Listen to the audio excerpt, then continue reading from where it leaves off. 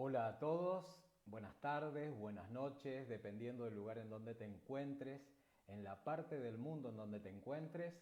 Bueno, eh, estamos en un momento de inicio ya de la charla. Para mí es un placer encontrarme con todos ustedes. Soy el licenciado Ernesto Páez de la ciudad de San Miguel, provincia de Buenos Aires, República Argentina. Y desde acá estamos en este momento encontrándonos con vos para poder charlar, desarrollar algunos temas que nos interesan, tener un intercambio, un ida y vuelta, un espacio donde yo les voy a contar algunas cuestiones que veo desde acá, desde la República Argentina y en contacto con mis pacientes desde el consultorio. Por supuesto, en el caso nuestro a nivel virtual, porque la realidad es que estamos atendiendo desde una forma telemática a los pacientes. Bueno, contarles un poco de la realidad que estamos viviendo, de cómo vamos llevando esta situación tan particular que tenemos no solamente en Argentina, sino en todo el mundo. Y bueno, mientras vamos organizando un poquito la charla, quiero empezar contándoles de dónde yo pertenezco y desde dónde les estoy hablando. En particular, bueno, yo soy el director técnico de la Fundación Manos Unidas por la Paz, una fundación que hace 23 años que está funcionando en la República Argentina, en nuestro país, y bueno, contarles un poco de los programas que tenemos en la Fundación Manos Unidas por la Paz, que son nuestros ejes, nuestros pilares, y donde desde ese lugar estamos tomando contacto continuamente con diferentes problemáticas y situaciones de la vida cotidiana de los argentinos. Tenemos el programa de prevención, atención y posvención del trastorno del comportamiento suicida, Entrenadores de Vida, que es un programa donde se trabaja fuertemente con todo lo que son conductas autodestructivas.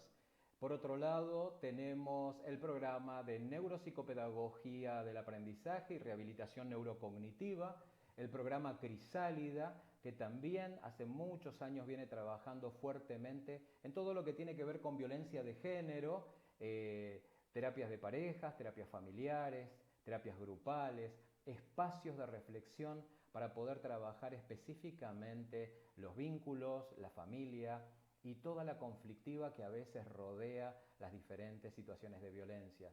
Y por último, el programa Metamorfosis, que es un programa que trabaja consumos problemáticos y que se incorporó justamente en este año, a los 23 años de creada la fundación, inauguramos el programa Metamorfosis. Bueno, la Fundación Manos Unidas por la Paz, para los amigos que se encuentran fuera de la República Argentina, les quiero contar que tiene 3 sedes en la actualidad. Se inició en la provincia de Jujuy, en el norte de nuestro país, un lugar maravilloso. Por otro lado, tenemos la sede de Buenos Aires, en donde nos encontramos en este momento, y la última sede que se inauguró con muchísimo placer, que es donde se encuentra funcionando intensamente el programa Metamorfosis en la provincia de Mendoza, región cuyana, un lugar también excepcional. Bueno, frente a esto, cada uno de los 3 puntos estratégicos que tiene nuestra fundación están orientados en base a las demandas que fueron surgiendo a lo largo de estos 23 años. Así que bueno, contarles un poquito de mi fundación implica también contarles desde dónde les vamos a hablar el día de hoy. Por otro lado, bueno, en ese punto cada uno de los programas tienen sus plataformas virtuales a través de Facebook, así que los invito a sumarse a cada uno de los espacios que tenemos, Suicidología Argentina, la Fundación Manos Unidas por la Paz, cada uno desde Facebook, y por otro lado también tener en cuenta que está el programa Metamorfosis, el programa Crisálida, también con cada uno de sus espacios. Así que los invito a que se vayan sumando. Por otro lado, bueno, en esta primera parte, que es mi presentación, no quiero dejar de agradecer, ¿no? Y en el agradecimiento, el primer agradecimiento más que importante, es justamente a Hoy Contigo 2020, un espacio mexicano donde se desarrollan pláticas, talleres y apoyo psicológico, y justamente un equipo de profesionales mexicanos encaran día a día esta situación tan importante. Por otro lado, dentro del equipo quiero hacer un especial saludo y agradecimiento a Enrique Moré, quien hizo esto posible. Bueno, frente a esto tenemos un punto interesante. El tema del día de hoy, el que nos convoca, emocionalidad y manejo en las crisis de pandemia, ¿no? Una situación particular que nos muestra de alguna manera el malestar psicológico que se está viviendo en todos los lugares de nuestro planeta. Un poco más, un poco menos, esta situación que es el COVID-19 y que la Organización Mundial de la Salud de alguna manera lo planteó ya desde sus inicios, cuando empezó a surgir la problemática en Asia, lo caratuló como pandemia. Empezó en una situación donde aparentemente era una situación de Asia, después pasó por Europa y nosotros lo veíamos lejos desde acá, desde Latinoamérica. Pero bueno, frente a esto, a cada una de las personas que nos tocó transitar esta situación, más acá o más allá, se generaron malestares psicológicos. Y ese punto, ¿por qué un malestar psicológico se presenta en una situación como esta? En primer lugar, pensar en los estresores que se están desarrollando a cada paso alrededor nuestro. El estresor más importante, la cuarentena. La cuarentena. Cuarentena autoimpuesta, cuarentena impuesta por un Estado, cuarentena al fin, nos trata de plantear esta forma de encarar esta situación, una forma de cuidado, una forma de autocuidado. Pero justamente la cuarentena se transforma en un estresor. Y teniendo en cuenta esto, el disparador de este malestar psicológico del que estamos hablando tiene que ver con el encierro. El quedarnos limitados en los lugares que nos toca transitar, en nuestros hogares, en nuestras casas, en diferentes espacios donde muchas veces tenemos un monoambiente o tal vez una casa un poco más cómoda con otros espacios, pero que bueno, frente a esta situación un poco más grande o un poco más chico, el encierro empieza a ser un disparador de ese malestar psicológico. Por otro lado, justamente el título de nuestra plática tiene que ver con la emocionalidad. Palabra que a veces se utiliza, a veces no, a veces se desconoce. Y lo interesante de esto es pensar, ¿no? Esta emocionalidad con una carga, con una valoración. Más que nada tener en cuenta que cuando hablamos de emocionalidad, estamos hablando de situaciones particulares que nos van a dar una polarización, una valencia negativa, una valencia positiva. Entonces, frente a esto, cuando hablamos de malestar psicológico, vamos a observar diferentes situaciones, ¿no? Conductas saludables versus conductas no saludables. Y es ahí donde radica el desarrollo de la plática del día de hoy.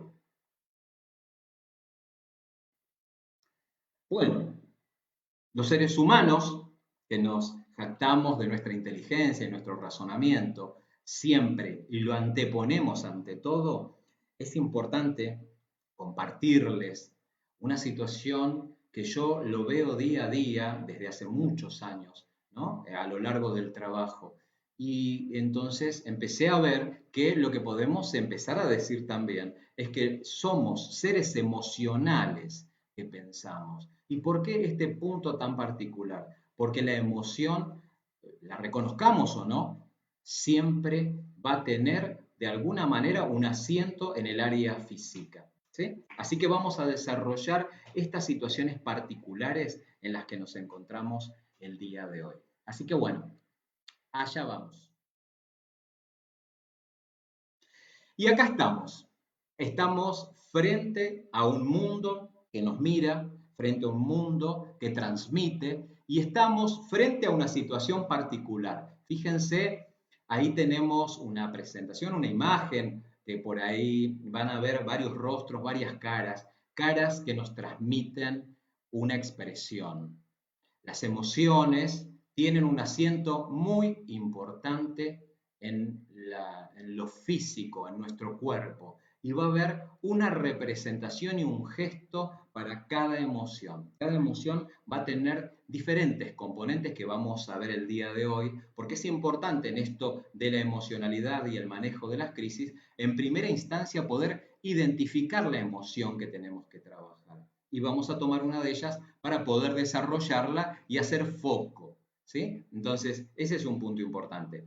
A lo largo de mis viajes y los trabajos que fui desarrollando, me encontré con una imagen que me llamó poderosamente la atención cuando en la realidad ya hace bastante tiempo vengo trabajando con diferentes áreas de la emocionalidad y les quiero compartir para mis amigos mexicanos una imagen que muchos de ustedes conocen, pero para otras personas que no han visitado México, esto es una imagen que tal vez puedan haber visto en alguna foto de alguna forma virtual, en algún programa de televisión, pero bueno, yo tuve la oportunidad de verlo en vivo y en directo, justamente una pared llena de tallados de calaveras con diferentes rasgos, expresiones, particularidades. Estoy hablando del Templo Mayor o Gran Templo de México en Tenochtitlán, la antigua Tenochtitlán.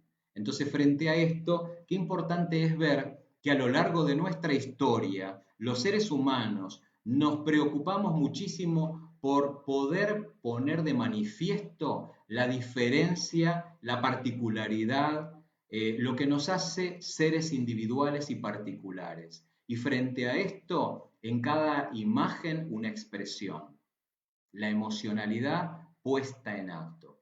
En este momento, cuando hablamos de emocionalidad, lo vamos a entrecruzar con una situación particular que tiene que ver justamente con este momento de pandemia y cómo cada una de las personas va reaccionando a este virus, a este COVID-19. Entonces, frente a esto, vamos a ir desarrollando de a poco los conceptos. Lo que vamos a hacer para tener una interacción y en esto vamos a tener un diálogo íntimo entre vos que estás del otro lado y yo, ahora voy a desarrollar algunos conceptos, les voy a ir contando algunas situaciones y avances que vamos viendo desde la República Argentina y después al finalizar vamos a tener un espacio donde el que quiera hacer una pregunta, el que quiera hacer un comentario o compartir el lugar justamente de donde se encuentra cada uno, contarnos cómo se encuentran, cómo van viendo en sus territorios y en sus regiones el manejo de las emociones frente a este hecho inesperado o no tanto, porque se venía anticipando, ¿no? Esta situación que nos iba de alguna manera a dar vueltas la vida que nosotros veníamos llevando alrededor de nuestro planeta. Bueno, frente a esto, vamos a tener en claro dos o tres cosas. Cuando hablamos de emocionalidad, los que están acostumbrados a usar la palabra y los que no, bueno, está relacionado íntimamente con muchas palabras sinónimos, parecidas. Por supuesto, emocionalidad remite a emoción, emocionable, emocional, emocionalmente, emocionante, emocionar, emolumento, emoticono, emotiva, emotividad.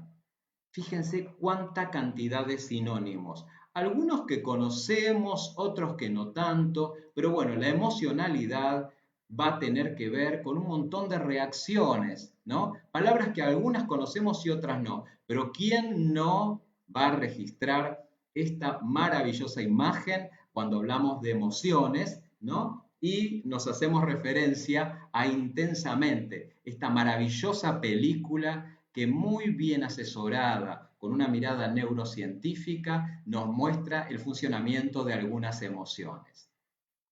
Interesante para tener en cuenta. Bueno, hay palabras que obviamente yo utilicé y que mucha gente puede ser que no las tenga presentes o no las conozca, pero sí me parecen interesantes tomarnos 2 minutos para poder, bueno, 2 minutos es mucho, vamos a hacerlo más rápido, para poder entender por qué son importantes tenerlas presentes, ¿no? Entonces, cuando yo dije emolumento, emolumento es una palabra antigua, arcaica, lejana, ¿no? Que casi está en desuso, pero procede del latín emolumentum, del latín, y significa utilidad, retribución.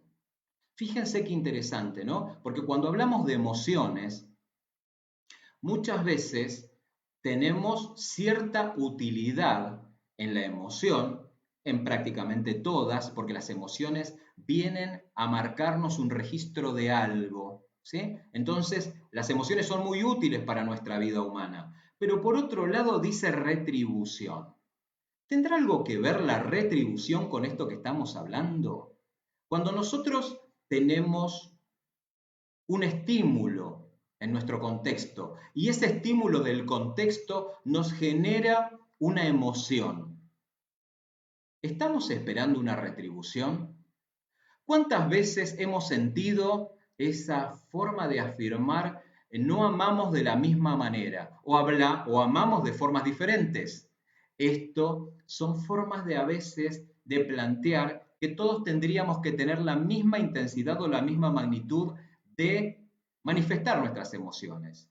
Pero lo interesante de esto es que cada ser humano tiene una forma particular de poder manifestarse frente a esos estímulos que el contexto, la comunidad, una persona, una situación, un hecho particular nos está de alguna manera disparando una emoción particular. Y a un hecho particular, las emociones no van a ser siempre las mismas. Van a depender de la estructura que tenga cada persona para poder manifestarse. Por otro lado, seguimos con estas palabras, con estos juegos de palabras que aluden a emocionalidad y tenemos la palabra emoticón.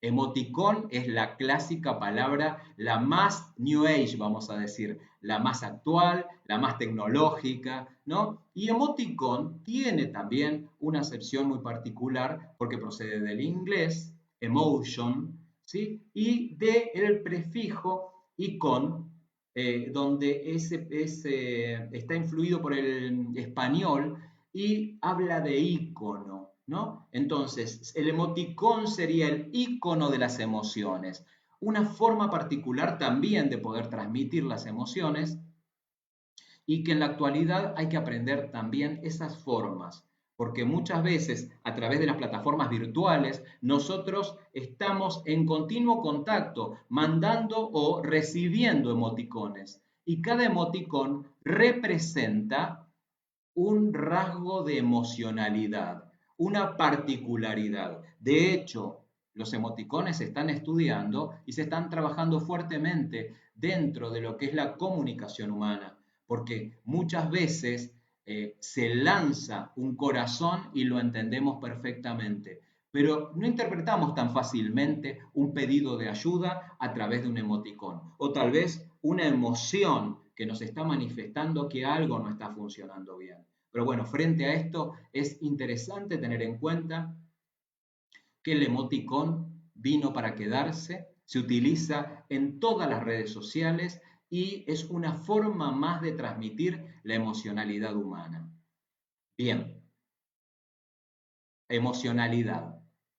Y ahí justamente en la niñez, en la adolescencia, es donde más fluye esta particularidad, esta característica humana, esto que yo les decía al principio, somos seres emocionales que pensamos. Y cuando decimos esto, justamente vuelvo a retomar esa primera frase que yo les transmití, somos seres emocionales que pensamos. Esto quiere decir que la razón tiene que estar al servicio de la administración de la emoción. Algunos autores hablan del control emocional. Lo importante sea un control, sea la administración. Nuestra razón nos tiene que ayudar a poder de alguna manera ir llevando, ir encaminando esta situación tan particular que tiene que ver con las emociones. Y por sobre todas las cosas en momentos difíciles, cuando atravesamos una situación conflictiva. Por otro lado, bueno, hablemos de emocionalidad directamente, ya lisa y llanamente. ¿Qué es la emocionalidad? La emocionalidad significa cualidad emocional. Se clasifica como emocional a una persona o situación de la cual diferentes tipos de sentimientos están visibles y a flor de piel. Visibles y a flor de piel. Cuando hablo de a flor de piel, obviamente estamos hablando de que las emociones se asientan y se transmiten a nivel corporal. Es importante entender que una emoción es un fenómeno tanto físico como psíquico y que, por tanto, tales eventos no son siempre semejables y medibles de manera voluntaria por los individuos. Esto quiere decir, muchas veces tratamos de esconder nuestras emociones, las tratamos de ocultar, como si eso nos diera la pauta de que sentimos menos. Pero les quiero contar a todos, a vos que estás del otro lado, sabés que no podemos ocultar las emociones. Te cuento, algo importante, descubrimientos científicos nos muestran que tenemos microgestualidad que está íntimamente conectada con las emociones y se pueden hacer lecturas de esos gestos que nos indican agrado, desagrado, alegría, tristeza, miedo, depresión. Entonces, frente a esto, qué importante que es que nos detengamos a hablar de estas circunstancias, porque a veces estamos con personas que también tratan de ocultar consciente o inconscientemente situaciones que tienen que ver con lo emocional. Bien, bueno, las emociones clásicas, ¿no? Como las veíamos en la imagen tan magnífica que tiene que ver con intensamente. Tristeza, alegría, enojo, disgusto, miedo, ¿sí? En todo el mundo tenemos este tipo de manifestación emocional. Con lo cual, la emoción no es simplemente una reacción, sino además un modo de adaptación entre el cambio que puede estar generándose alrededor de un individuo, de una persona. Entonces, acá tenemos que tener en cuenta que justamente nosotros somos seres emocionales y a cada circunstancia, a cada situación, va a desencadenarse una reacción emocional. Dentro de estas reacciones emocionales, como yo les decía, la emoción psíquica, por supuesto, pero también la emoción física. Cada emoción va a tener su correlato en el cuerpo y vamos a tener expresiones faciales, como les decía, acciones, gestos. También la emoción nos genera cercanía o lejanía, lo que se llama proxemia, ¿no? Tenemos que tener en cuenta que las emociones nos ubican en un lugar y en una posición particular. Remitimos a la distancia entre las personas. Componentes no lingüísticos de la expresión verbal que también tienen que ver con la comunicación no verbal.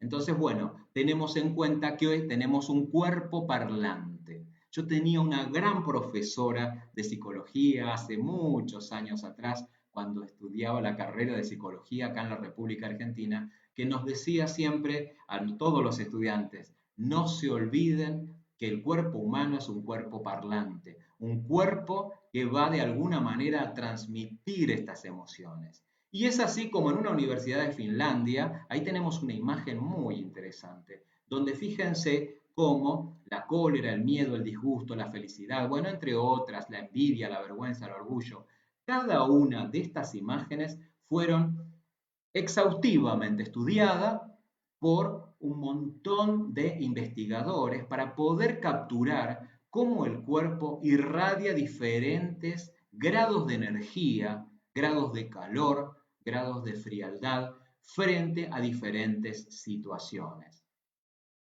Es increíble, ¿no? Centrémonos en la mirada, los invito a que todos puedan ver felicidad, que está en el centro, en la parte superior, Y van a ver que la felicidad, fíjense cómo está identificada con un color rojo, amarillo, ¿no? Naranja.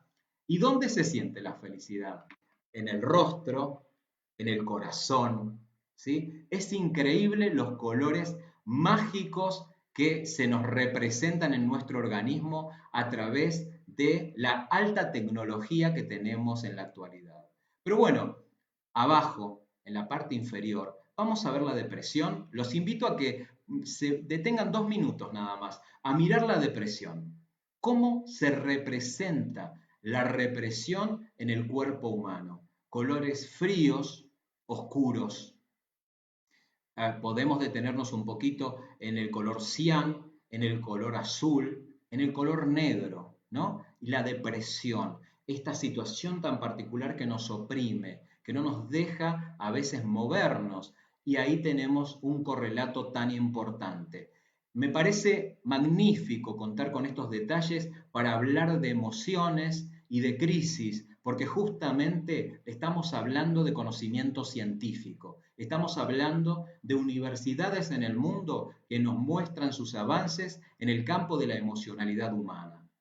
Bueno, cuando hablamos de investigaciones científicas como para hacer un pequeño salto en esta universidad de Finlandia, lo importante de tener en cuenta, justamente, fíjense qué particularidad, se investigaron a 700 personas de Finlandia, Suecia y Taiwán.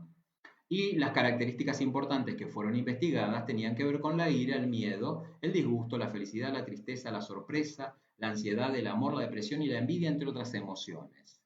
Entonces, tenemos un punto focal para tener en cuenta. Poblaciones de distintos lugares para poder contrastar cómo siente el ser humano. No es la única universidad que vamos a ver. Hay muchas universidades que tienen justamente estas miradas investigativas. Pero bueno, adentrándonos en las emociones, hay otros componentes que van a acompañar las emociones y que tienen que ver también con manifestaciones corporales. No solamente la energía o el calor o la frialdad la vamos a poder ver representadas como hace un instante. También vamos a tener manifestaciones corporales a través de la emocionalidad. El temblor, muchas veces, cuando tengo un cierto miedo, me corre así como un frío por la espalda. El sonrojarse, las mejillas rojas, coloradas.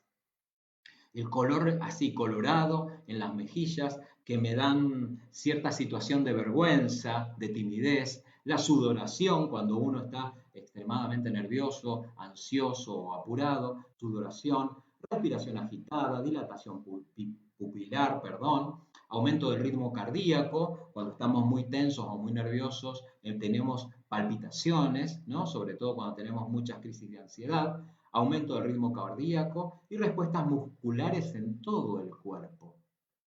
A muchas personas les transpiran los pies. Bueno, montones de manifestaciones físicas que van a ir acompañando la expresión de la emoción a través del cuerpo. Lo importante de tener en cuenta justamente es que la emoción modifica la manera que vamos a percibir el mundo. O sea, en base a las experiencias que vayamos teniendo con este mundo que de alguna manera nos ofrece algo maravilloso muchas veces, ¿no? La expresión de un bebé cuando va junto con su mamá en una carriola, en un carrito, nos muestra un montón de expresiones espontáneas, una alegría, una sorpresa, un llanto, un temor. Y nosotros vamos también a manifestar diferentes emociones dependiendo de la vinculación que tengamos con esa etapa evolutiva, con ese ser que nos remite a nuestros hijos o tal vez a nuestra propia historia o tal vez a niños que conocemos. Entonces, frente a esto, nuestras reacciones también van a ser disímiles, diferentes, cada uno con nuestra propia historia y también con nuestros propios recuerdos. Interesante porque esta emoción, así como en el bebé ocasional, aparece brevemente, llega y se va. Llega y se va. Brevemente para nosotros porque continuamos nuestro camino, pero frente a esto nos va a dejar algo. Cada vez que sentimos una emoción, nos queda guardado un recuerdo de ese momento vivido. Por eso, el contexto va a ir siendo modificado a medida que nosotros vamos manifestando nuestras emociones. Qué importante el peso que tiene la emoción, la emocionalidad, que es la emoción puesta en acto en nuestras vidas, en la historia de nuestra vida. Entonces, frente a esto, ¿qué se nos presenta en este momento cuando hablamos de que las emociones van a ir dando formato a nuestro contexto y a nuestro mundo. Justamente pensar cómo debemos cuidar la salud mental durante la cuarentena. Entonces, este es un punto muy importante a tener en cuenta. ¿Por qué? Porque en la realidad, justamente, la cuarentena nos va dejando ciertos detalles a tener en cuenta. El encierro, la situación particular que se está viviendo, algunas veces acompañados, otras veces solos. A veces las compañías no son las más justas e indicadas. Esta cuarentena nos va a traer muchas situaciones, en muchos casos cosas positivas, en otras no tan positivas. En el punto focal lo que podemos ver es que las personas expuestas al encierro, a la cuarentena, al aislamiento social, van a poder desarrollar diferentes situaciones, entre ellas las que nos preocupa atender, ansiedad, preocupación o miedo. Por otro lado, esto es importante, ¿no? Yo les decía, universidades que se dedican a trabajar con la emocionalidad. En la actualidad, estamos hablando de este mismo momento, ¿no? Estamos hablando del año 2020. En la actualidad, la Universidad de Buenos Aires realizó, ni bien comenzó la cuarentena, se llama cuarentena, pero nosotros ya hace 60 y algo de días que estamos en aislamiento social en algunas regiones de nuestro país. Y frente a esto, en el inicio de la cuarentena, que lo cumplió prácticamente todo el país, se hizo una investigación y pudimos observar en esta investigación sentimientos, emociones y pensamientos en personas de diferentes áreas de nuestro territorio nacional. Y las cuestiones que fueron investigadas son muy interesantes y por eso las quiero compartir con todos ustedes. Fíjense qué parámetros se tomaron en cuenta y qué parámetros se evaluaron en las personas que iniciaron la cuarentena. Preocupación, incertidumbre, ansiedad, miedo por sobre todas las cosas, pánico, depresión y por último, y un tema no menor para nosotros, como yo les decía, que tenemos el programa de prevención, atención y posvención del suicidio, Entrenadores de Vida, pérdida del sentido de la vida. Estos fueron los parámetros investigados por la Universidad de Buenos Aires y el punto más interesante es que lo que más llamó la atención en el inicio de la cuarentena fue la preocupación, la incertidumbre y la ansiedad. Situaciones particulares que tenemos que tener en cuenta, porque en la actualidad, en la República Argentina por lo menos, y en algunos sectores, la preocupación y la incertidumbre todavía se siguen sosteniendo, teniendo en cuenta que hay lugares donde se mantiene un aislamiento bastante estricto. Y este no es un tema menor. Si tenemos un huequito, les voy a ir contando situaciones particulares que se viven acá y que por eso también nos lleva, nos convoca a los profesionales de la salud mental a poder trabajar con la emocionalidad, con la situación del malestar psicológico de las personas que sufren aislamiento. Bueno, seguimos adelante, dejamos atrás un poquito el tema de las universidades y de las investigaciones y nos centramos en nuestra persona, la persona que tenemos al lado, tal vez nosotros mismos. Yo podría decirles, ¿no? En alguna oportunidad de esta cuarentena o de este aislamiento que tuvimos. Bueno, la persona empieza a elucubrar. En la incertidumbre, como estábamos viendo, en la preocupación, la persona empieza a elucubrar, a dar vueltas en su cabeza, ideas, pensamientos, opiniones, porque todos opinan de distinta manera. Y las redes sociales, entre otros medios de comunicación, aportan mucho de la opinión para de alguna manera moldear nuestra forma de pensar. Y esto es interesante que yo me detenga un minuto a pensar junto con ustedes, junto con vos que estás del otro lado. Porque acá en la República Argentina muchas veces se habla de la injusticia de estar en aislamiento social. Esta es una sugerencia importante a tener en cuenta y a contarles, transmitirles que acá en Argentina se ha puesto el acento en cuidar la salud pública y lo antepusieron a el equilibrio económico, con lo cual este es un gran sacrificio que estamos haciendo los argentinos, porque ustedes imagínense lo que sucede cuando el trabajo es incierto, los sueldos, los salarios, nuestro dinero se empieza a desequilibrar y bueno, obviamente tenemos una situación económica muy compleja. Pero lo importante de esto, ¿por qué lo traigo a cuento en este momento? Porque en la realidad, la Argentina, tan amplia y tan grande, en diferentes espacios y territorios, ha podido superar la situación del inicio de la cuarentena. Y cada vez más en diferentes regiones del país, como por ejemplo donde tenemos uno de nuestros puntos nodales de encuentro, que es la provincia de Jujuy, para los que son de México o de otros países del mundo y de Latinoamérica, Jujuy está pegadito a la República de Bolivia. Entonces, frente a esto estamos hablando del norte de nuestro país. Ellos ya tienen posibilidad de un manejo social, por supuesto controlado, con conciencia social, pero de a poco se va a normalizar todas las actividades que tiene que desarrollar cualquier comunidad, desde niveles del Estado, laborales, empresariales, y se está anunciando, ya se está anticipando que se vuelve también el camino a la escuela, a la escolarización, a la educación, que también está limitada y restringida, que está utilizando otros caminos como la virtualidad en este momento. Pero provincias como San Juan ya anunciaron un protocolo para poder reactivar nuevamente las clases con los chicos. Bueno, frente a esto, un punto interesante para tener en cuenta.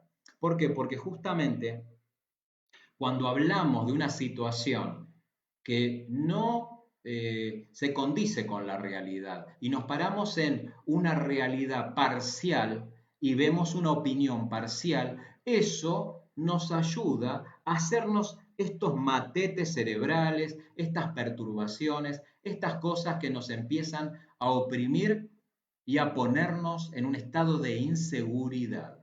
Pero bueno, ya vamos a ir viendo frente a esta situación de inseguridad las reacciones que hemos tenido, las reacciones habituales que se fueron de alguna manera planteando, les digo, con mis pacientes y con el contexto más próximo que tengo, también con mis colegas que hemos compartido y que hemos dialogado. En primer lugar, la preocupación de todo el mundo, ¿no? La propia salud, el propio estado de salud.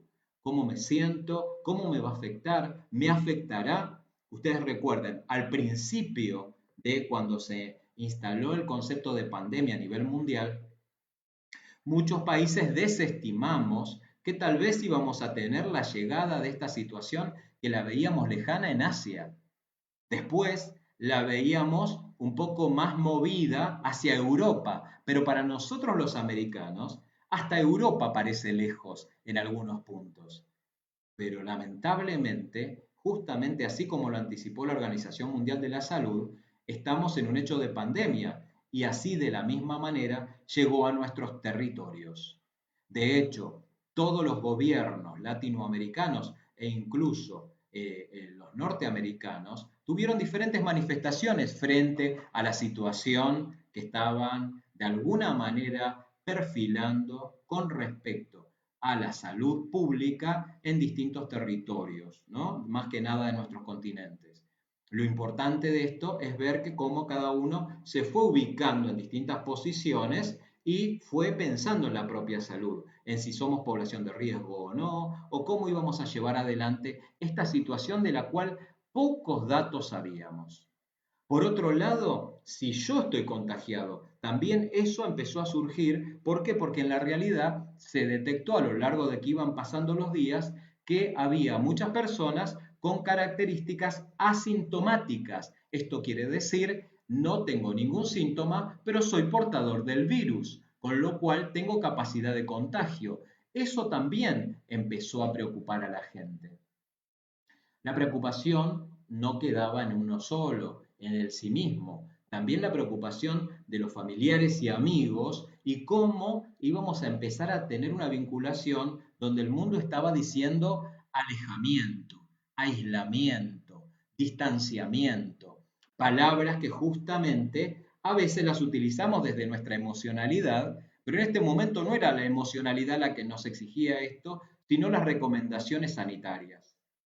La experiencia empezó a ser incómoda porque no solamente tenía que ver con que nosotros empezamos a observar a los que teníamos alrededor, si tosían, si estornudaban, si se acercaban, empezábamos a ser observadores, pero observadores críticos. Y por sobre todas las cosas nos apelaba nuestra propia estructura. Pero no solamente observadores, sino que también los otros nos observaban. Empezamos a vernos a nosotros, seres humanos, unos a los otros, posibles portadores, posibles posibilidades de contagio. Entonces, frente a esto nos generaba estas incertidumbres, estas preocupaciones de cómo vincularnos. Al día de hoy seguimos pensando cómo vincularnos al futuro, en este concepto que empieza a sonar cada vez más, que es la palabra post-pandemia. Por lo menos acá en Argentina ya se está hablando de post-pandemia, después de la pandemia. ¿Qué irá a pasar después de la pandemia? ¿Qué nos dejará toda esta situación de aislamiento, de encierro, de autolimitación o de limitación impuesta? Bueno, diferentes manifestaciones que obviamente se van a ir produciendo. Pero por otro lado, otra de las grandes preocupaciones acá en la República Argentina tiene que ver con el trabajo. Esta limitación hizo que un montón de tareas, de labores, de trabajos específicos no fuesen esenciales. Con lo cual, quienes empezaban a salir eran las personas que tenían trabajos esenciales, por sobre todas las cosas, sanitaristas, médicos por sobre todas las cosas, enfermeros y comunicadores sociales, periodistas, ¿sí? La gente de los medios, canales de televisión. Entonces el punto focal es que el trabajo se vio extremadamente afectado y hasta el día de hoy les quiero contar, en todos los rincones de la República Argentina el aislamiento duró poco o sigue extendiéndose, nos está afectando muchísimo en los distintos sectores a nivel económico y a nivel laboral, ¿sí? Pero obviamente entiendo que es necesario estas decisiones para poder hacer un cuidado adecuado de la salud de la población. Bueno, hablemos un poco de recomendaciones, ¿sí? Porque estamos avanzando y es importante tener en cuenta este espacio, ¿no? Para eso nos encontramos, no solamente para poder describir esos contextos tan importantes que a veces nos preocupan, pero que justamente, como les decía hoy, no nos representan a todos, porque justamente cada región tiene sus particularidades. Entonces, ese es un punto interesante. En Latinoamérica hay datos muy fuertes, escalofriantes, ¿no? En distintas regiones. Pero cuando hablamos de cada región, estamos hablando de países. Hablamos de Brasil, de Argentina, hablamos de Chile, de Perú, hablamos de México, de Ecuador, por supuesto. Pero tenemos que tener en cuenta que cuando nos referimos a esto, tenemos que tener una información certera, porque no es todo Ecuador, no es toda Argentina, o tal vez no sea todo Chile. Este virus ha hecho estragos y se ha focalizado en distintas situaciones poblacionales, en distintos territorios. Y esto es importante tenerlo en cuenta, porque eso, el conocimiento, nos va a ayudar en esto de reacciones habituales que estamos desarrollando para poder encontrar un punto mejor de respuesta. Bien, otro de los puntos que nos ha complicado muchísimo es el abastecimiento de alimentos.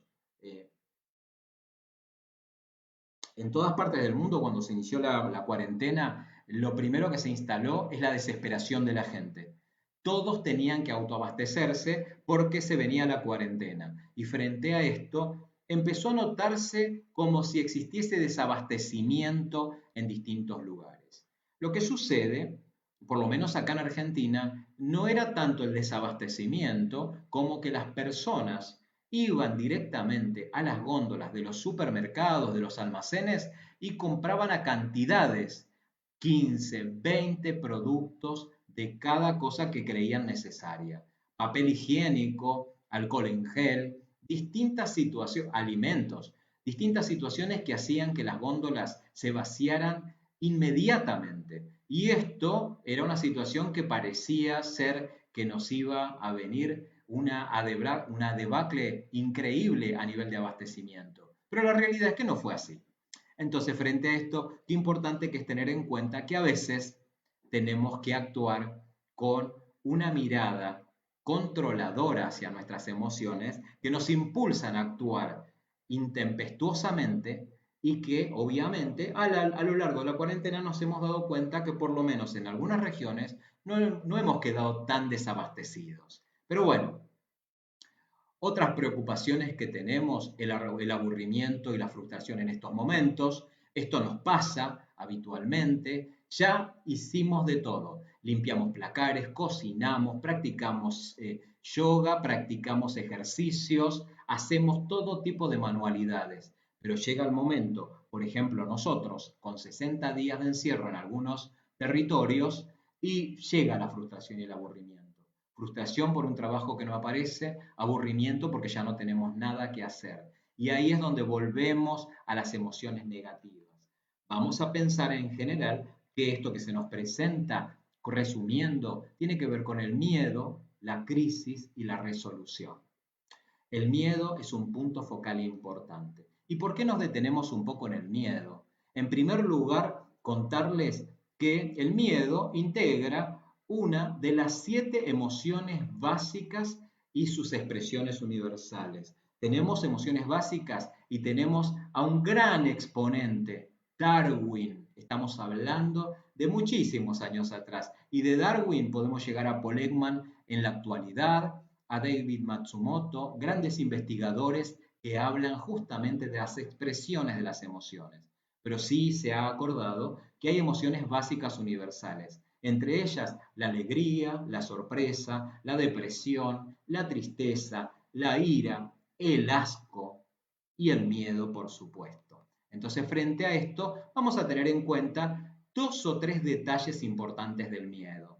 El miedo tiene un correlato también en lo fisiológico. El miedo, como yo les dije, es una señal, ¿no? Una señal de alerta, una señal para que le prestemos atención. Y el miedo nos marca 2 detalles importantes. Vamos a activarnos para 2 cosas, para la lucha o para la huida. Cualquiera de las dos nos puede, en un miedo excesivo, llevar a cometer errores. Les comento algo breve, cortito, un cuento, que hace poco lo volví a escuchar y lo escuché en mis años de estudio en la universidad. Resulta que venía caminando un señor por un camino que acababa de salir de su propio pueblo, ¿no? Y entre el camino que iba desarrollando actividades particulares y demás, mirando un poco el contexto y el paisaje mientras iba a su trabajo, se cruza en el camino con la muerte. Entonces, el hombre le dice, se para un minuto y le habla a la muerte. Le dice, muerte, ¿hacia dónde vas? Entonces la muerte, muy afanada, le comenta, le dice, justo estoy yendo para el pueblo siguiente, de donde había salido esta persona. Y le dice, ¿qué vas a hacer en el pueblo? La muerte le contesta, voy a llevarme 10.000 personas. 10.000 almas vengo a buscar. Y la muerte se fue. El hombre siguió preocupado, pensando, ¿no? En el camino yendo a su trabajo. Volvió a su casa, a su rutina cotidiana. Al otro día vuelve nuevamente a hacer la caminata y se vuelve a encontrar con la muerte en otro ramal del camino. Y justamente el hombre le dice, muerte, vos me dijiste que te ibas a llevar 10.000 almas, pero murieron muchísimas más personas en mi pueblo. Y la muerte le contestó, yo me llevé 10.000 almas. El resto de los muertos se los tenés que facturar al miedo. Fíjense cómo en un cuento podemos ver cómo el miedo nos puede hacer cometer muchos errores. Bueno, frente a esto, el miedo tiene un montón de acepciones y características particulares, como las manifestaciones corporales que yo les había manifestado. Bueno, se dilatan las pupilas, el tórax se ensancha, necesita tomar aire. Recuerden que es para la huida o para el enfrentamiento. Los músculos se contraen, el cuerpo requiere de glucosa, que es el combustible de los músculos, por las dudas si tenemos que salir corriendo. Entonces, frente a esto, el miedo tiene muchas manifestaciones corporales. Y lo que vamos a tener en cuenta es que frente a cada situación, distintas manifestaciones van a ser las que se van a presentar. No podemos centrarnos solamente en que una reacción va a ser solo el miedo, pero siempre tenemos que tener en cuenta cuando tratamos de encontrar la manifestación emocional, es el correlato en el cuerpo. ¿Dónde lo siento? ¿En qué situación, en qué parte, en qué región del cuerpo siento lo que creo que estoy sintiendo? En esto vamos a tener en cuenta, ¿no?, el estado emocional negativo, el miedo. El miedo, entre otras emociones negativas, nos va a generar varias situaciones, varias reacciones. Perturbaciones en el pensamiento, malestar, incomodidad, desconcentración, desprolijidad, incomunicación, aislamiento, poca iniciativa. Fíjense cómo estas emociones negativas, la preocupación, la incertidumbre, el no saber cómo estar, muchas veces el miedo y la ira, nos hacen tener reacciones que no son las positivas y cuáles sí tenemos que buscar. Por eso lograr un equilibrio nos ayuda muchísimo, un equilibrio. Y a eso es a donde vamos. El estado emocional positivo, justamente, ¿qué va a favorecer? ¿Por qué buscar un equilibrio? Porque es lo que nos va a dar la posibilidad de la creatividad, la concentración, las ganas de participar, la prolijidad, la comprensión, la claridad de ideas, la iniciativa, la perseverancia. El bienestar psicológico nos da todas estas alternativas que nos ayudan muchísimo.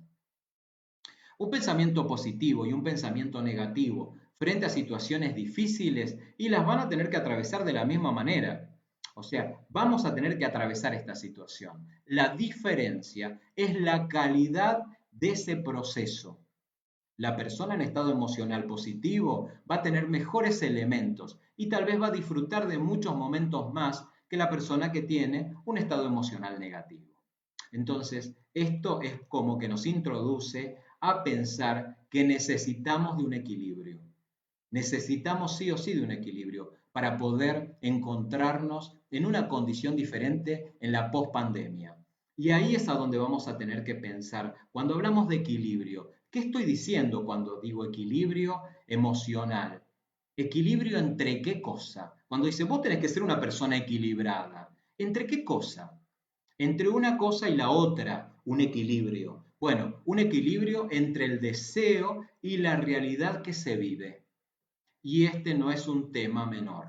A veces deseamos muchísimo más que lo que la realidad nos muestra.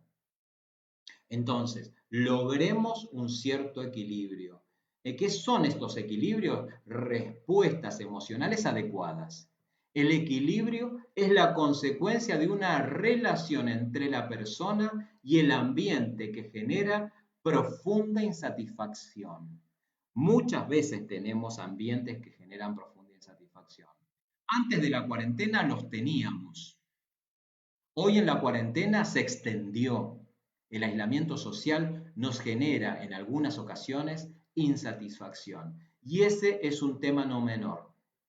Hacer equilibrio.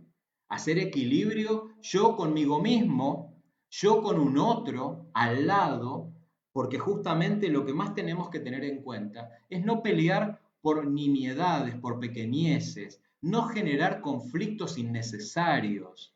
Entonces, este es un punto interesante a tener en cuenta y algo que ahí tenemos que ser muy firmes cuando hablamos de emocionalidad. Debemos dejar en claro que la persona con equilibrio emocional no es aquella que no padece angustias, temores, depresiones, sino aquella que es capaz de mantener el equilibrio entre sus anhelos y su realidad. Y ahí nos da pie para poder hablar de una frase, de un concepto, de una actitud que muchas veces se dice, pero que es muy difícil de sentarnos a pensarla, a ver cómo vamos a desarrollar esto, la inteligencia emocional. Cuando hablamos de inteligencia emocional tiene que ver con la habilidad de una persona para conocerse a sí misma y controlar sus estados de ánimo, ¿sí? La persona inteligente tiene un autocontrol, la persona inteligente emocional tiene un autocontrol. Puede reconocer sus propios sentimientos y lo de lo demás. Poder trabajar en ese interjuego. Entonces, frente a esto, es importante esta fórmula que les voy a compartir.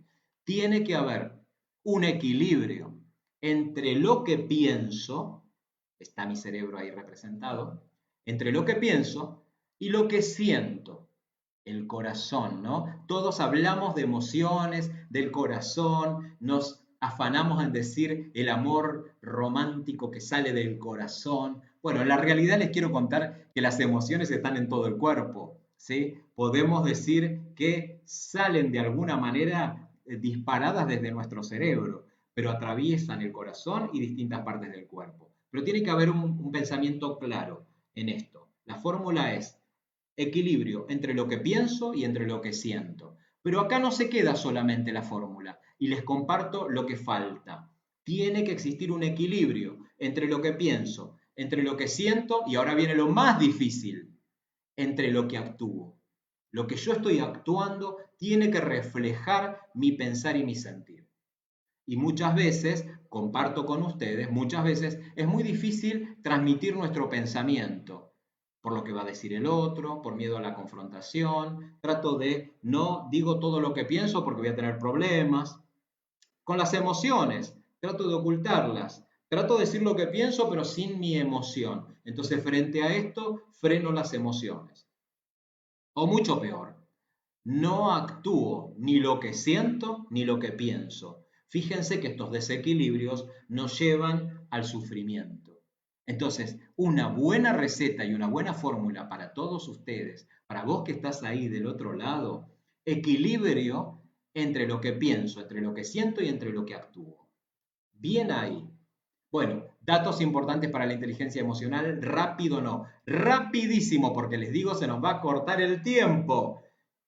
Mejorar la autoestima, tratar de ser personas positivas, tener un desarrollo de la empatía, generar motivación, ilusión, interés, tener valores alternativos. Y ahí me detengo un instante, valorarnos y también pensar en nuestros valores, en los valores que me representan a mí como persona. ¿Qué me define a mí, Ernesto Páez, como persona, como humano? Entonces, ese es un punto importante a tener en cuenta. ¿Cuáles son los valores que definen mi ser, mi persona? Y esto nos hace pensar mucho, obviamente, cómo generar ese equilibrio entre lo que pienso, entre lo que siento y entre lo que actúo. Muchos pensamientos y justamente tantos pensamientos que tenemos que tomar decisiones para lograr este equilibrio. ¿Cómo puedo hacer para seguir sosteniendo este equilibrio en momentos de cuarentena? Entonces, frente a esto, no tenemos que olvidarnos que la inteligencia emocional es un conjunto de habilidades que sirve para expresar y controlar los sentimientos. Expresar y controlar los sentimientos. Bueno, a mí me gusta decir administrar los sentimientos. Es un punto interesante a tener en cuenta. Y justamente en esto de administrar los sentimientos, muchas veces tengo que elegir bien y dosificar qué emoción voy a poner de manifiesto en ese afuera, que de alguna manera va a ser mi respuesta ante ese estímulo particular. Con lo cual, se nos pueden ocurrir un montón de cosas positivas para tener en cuenta en el afrontamiento de esta cuarentena y este aislamiento. En primer lugar, mantenerse al día sobre toda la información necesaria que tiene que ver con lo que nos preocupa en este momento, en este caso, la cuarentena y el COVID-19. Yo les sugiero, si ustedes tienen un noticiero, un medio de comunicación de confianza, ahí es donde nos tenemos que detener.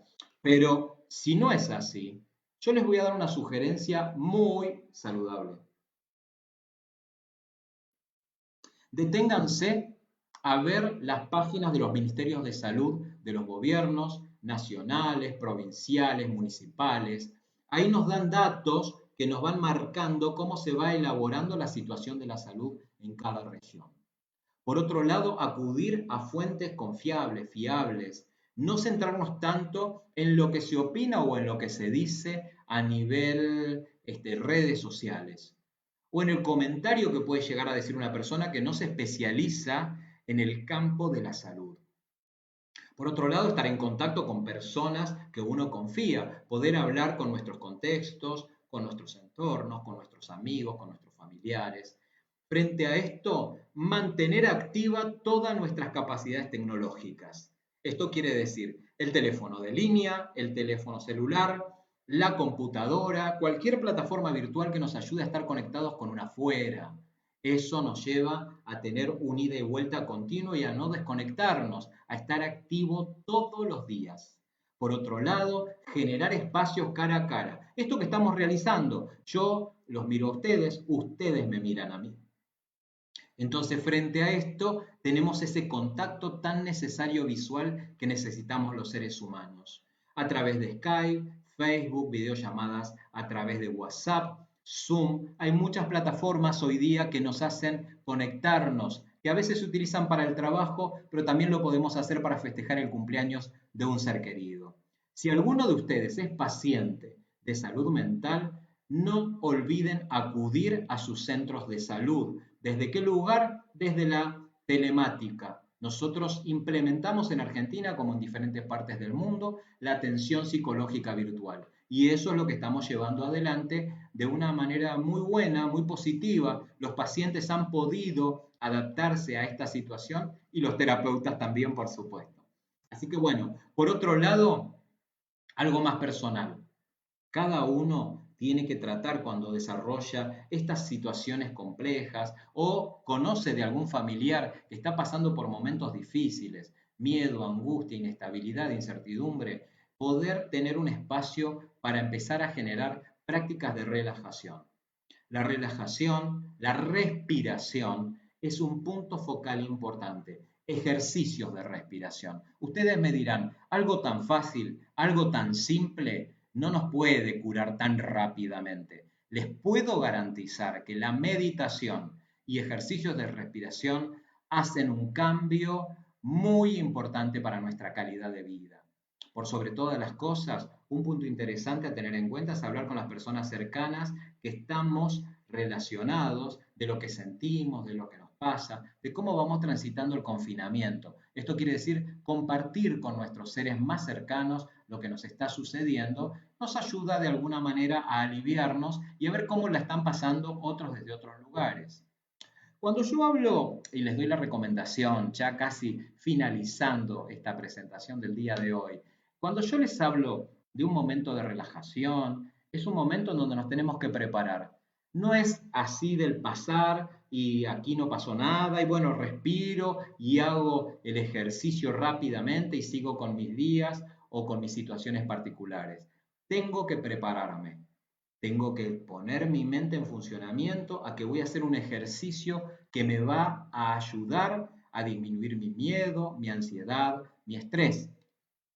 Entonces, ese es un punto positivo e importante para todos nosotros.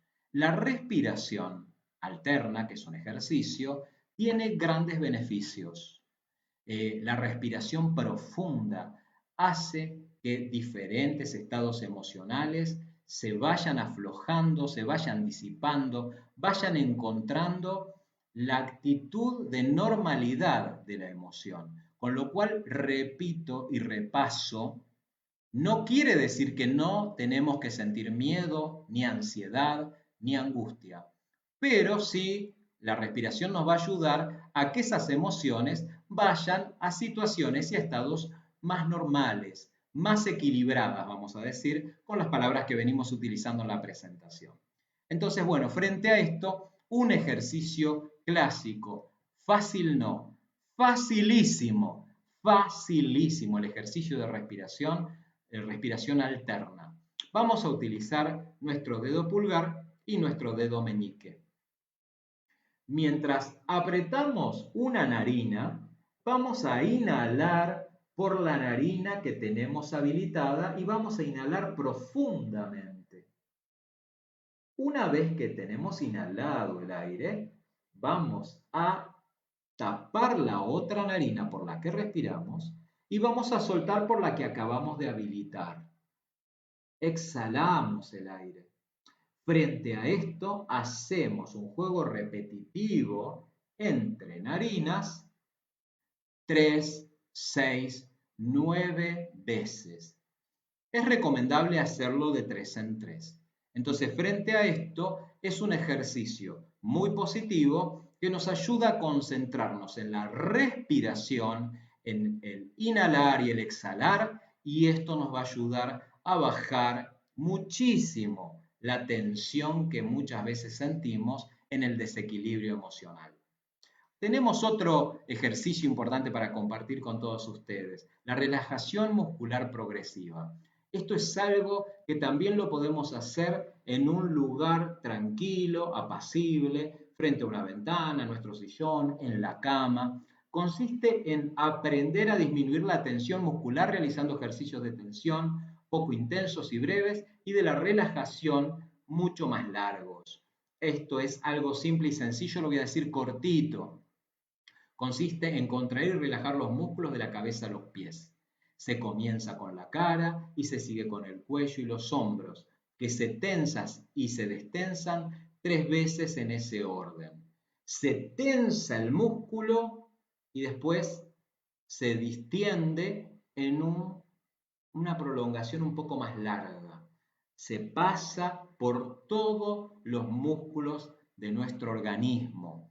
Esto nos va a llevar un tiempo, pero les garantizo, les aseguro que van a tener una sensación de bienestar muy importante en el cuerpo. Y sobre todo cuando sentimos estas situaciones de tensión muscular, que estoy incómodo, que estoy tensionado. Bueno, esto nos ayuda muchísimo a mejorar nuestra calidad y nuestro bienestar en la vida. Bueno, para finalizar, algo muy importante que quiero decirles. Esto es todo lo que hablamos de la emocionalidad, algunos datos, la crisis y cómo encaminarnos a resolverlo. Saber cómo intervenir. Esto va a ayudarnos a adaptar las propias conductas y el estilo de comunicación por sobre todas las cosas. Y también nos va a ayudar a pedir apoyo, ayuda a los demás. Todas estas son habilidades que deben ser puestas en juego una vez que se hayan reconocido e interpretado las emociones. Qué importante que es saber qué nos pasa y qué sentimos. Y por otro lado, lo importante también para tener en cuenta, y quiero decirles, cuando estas emociones, estos elementos que podemos practicar en casa no nos ayudan o no son suficientes, es necesario que acudamos a la consulta de un profesional especializado, un psicólogo, un psicopedagogo, un psiquiatra, un profesional que nos ayude y nos oriente qué caminos seguir, aparte de estas recomendaciones simples y sencillas.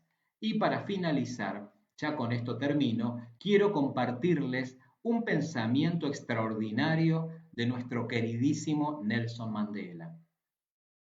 Aprendí que el coraje no es la ausencia de miedo, sino el triunfo sobre él. El hombre valiente no es aquel que no siente miedo, sino el que conquista ese miedo. Con esto termino mi presentación y bueno, para mí fue un placer estar conectado con todos ustedes, gente de distintos lugares que he podido vislumbrar mientras iba hablando, gente de distintas partes de la República Argentina, de hecho el Río Negro, de acá de Buenos Aires muchos otros, colegas y compañeros que me han acompañado a lo largo de mi vida profesional y que me siguen acompañando, amigos, compañeros de México, amigos de México, que para mí es un placer estar con todos ustedes, saludarlos desde acá, desde Perú, distintos colegas de universidades que hemos tenido en alguno de esos caminos y rutas, algún encuentro profesional y de compartir esos lugares maravillosos que mi profesión me llevó a transitar por diferentes puntos de nuestra queridísima América Latina. Así que bueno, para mí es un placer. Bueno, por otro lado, bueno, desde la Patagonia, desde mi lugar maravilloso, de donde yo soy, desde Neuquén, veo colegas como Daniel Chiro, un gran profesional psicólogo que está presente siempre. Bueno, Amalia, desde tantos lugares tan lindos. Bueno, mucha gente querida para mí. Así que bueno, les agradezco muchísimo que me hayan acompañado y bueno, a partir de ahora vamos a ver si alguno tiene alguna pregunta que me quiera realizar o algún comentario, ¿no? Bueno, hay un montón de felicitaciones, bueno, no voy a decir los halagos, si hay algún comentario que quieran que lea o que ya han hecho alguna pregunta mientras yo estaba dando la exposición y la quieren volver a reiterar para poder hablar de esa situación, con gusto vamos a poder hablar de ella. Bueno, muchas gracias por el compromiso, me dice María Teresa Costa de San Miguel, María Cranediter. Bueno, la verdad es que voy mirando cada uno de ustedes, mi queridísima prima Mirta Páez, cómo la quiero. Bueno, nos hemos criado juntos y el camino y la historia nos juntó para poder trabajar exactamente en la misma situación. Vanessa Iglesias, Vanessa queridísima, maestra argentina, que hace patria con todo lo que tiene que ver con la educación en nuestra República Argentina, que también se ve afectada por el aislamiento del COVID y que se está trabajando fuertemente a nivel virtual. No se pararon las clases, se cambió la modalidad de presencial a la virtualidad. Así que bueno, Abraham Lara, Amalia, la verdad, infinita cantidad de personas que, bueno, están alrededor acá. Vanessa, Lina Aranda, pero qué placer, mi queridísima Lina. La verdad, bueno, muy, muy agradecido por todos ustedes. Gaby Baglietto, maestras, un montón de maestras, amigas, compañeras de tantos trabajos en las escuelas de la República Argentina. También está Cucades, desde la provincia de Neuquén. Les quiero contar a Cucades, una gran institución que trabaja en el acompañamiento de las personas en crisis. Si alguien sabe del trabajo con las emociones, es a Cucades y Ana Rojas, que es su coordinadora, su presidenta de la asociación. Y también se encuentra presente Lucas Raspal, un gran colega y amigo que también trabaja fuertemente acá en la República Argentina. Hace un instante estuve escuchando una de las presentaciones de él, así que bueno, antes de empezar yo estaba escuchándolo a Lucas Raspal, un gran profesional psiquiatra argentino, reconocido nacional e internacionalmente, y bueno, y ahora lo tengo yo cercano a mí en esta presentación.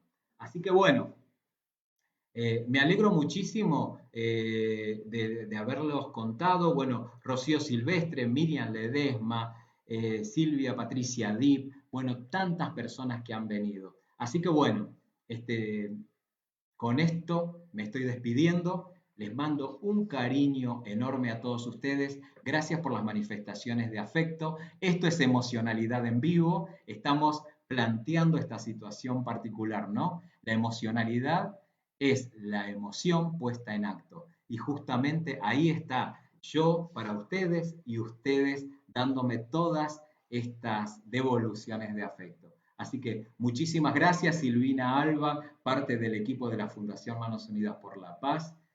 Bueno, Julia Figueroa, bueno, un montón de gente, gente de mi corazón, gente de mi afecto, y para todas las otras personas de los distintos países de Latinoamérica, mi compromiso profundo como siempre para todo el trabajo con la salud mental y por sobre todas las cosas, el punto más importante es que podamos apuntar a un equilibrio emocional, a tratar de trabajar en estos malestares psicológicos que nos presenta la actualidad, este momento tan difícil que vive nuestra humanidad, y sé que juntos y apuntando a un equilibrio emocional vamos a encontrarnos en la pospandemia con otra mirada totalmente distinta, superadora y mejorando la calidad de vida nuestra y de la humanidad que nos rodea. Muchísimas gracias por todo y nos veremos en el próximo encuentro.